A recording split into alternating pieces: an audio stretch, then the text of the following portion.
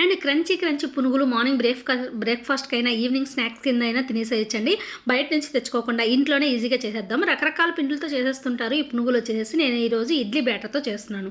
4 గరిటెలు ఇడ్లీ బ్యాటరు, 3 స్పూన్లు మైదా, 5 స్పూన్లు బియ్యపిండి అయితే యాడ్ చేస్తున్నాను. బియ్యపిండి ఎక్కువ ఉంటే క్రంచీగా వస్తాయి.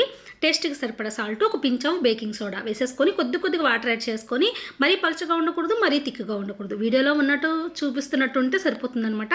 డీప్ ఫ్రైకి సరిపడా ఆయిల్ పెట్టేసుకొని బాగా హీట్ అయిన తర్వాత మీడియం ఫ్లేమ్లో పెట్టేసుకొని మన పునుగులు ఏ సైజులో కావాలంటే ఆ సైజులో వేసేసుకోవచ్చు. రోడ్ సైడు అమ్ముతారు కదా, అవే పునుగులండి. ఇవి కూడా చాలా బాగుంటాయి, క్రంచీగా ఉంటాయి, చాలా టేస్టీగా ఉంటాయి. పెద్ద పెద్ద పునుగులు కూడా ఉంటాయి కదా, అది కూడా ఈ పిండితోనే వేసేస్తారనమాట. గోల్డెన్ బ్రౌన్ కలర్లోకి వచ్చిన తర్వాత తీసేసుకొని సర్వ్ చేసుకుంటే సూపర్గా ఉంటుందండి. చాలా క్రంచీగా ఉంటాయి, చాలా టేస్టీగా ఉంటాయి. తప్పకుండా ఇంట్లో ట్రై చేయండి. మీకు నచ్చినట్లయితే ఒక లైక్ చేయండి. మరిన్ని వీడియోస్ కోసం మా ఛానల్ సబ్స్క్రైబ్ చేయండి. చూసారు కదా, చాలా క్రంచీగా ఉంటాయండి. లోపల వరకు కుక్ అయ్యి సూపర్ టేస్టీగా ఉంటాయి అన్నమాట.